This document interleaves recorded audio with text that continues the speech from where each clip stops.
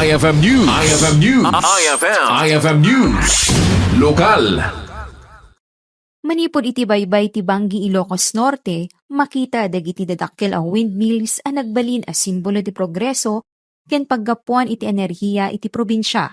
Iti daytoy a feature story, ang mwentayon o kasano ang makatulong daytoy iti kuryente ken panagrang-ay ti turismo. Addaak ita dito yung Banggi Windmills may sa kadigiti kang runaan at tourist attractions iti Ilocos Norte.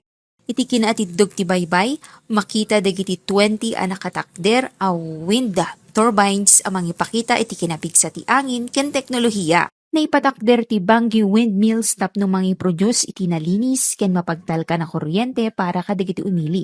Babaen iti pwersa ti angin makapag-generate iti enerhiya nga awan ti dakes nga apekto ti aglawlaw. Malaksid iti panagserbi iti sektor ti enerhiya, takelmet tinaitulong dagiti windmills iti turismo.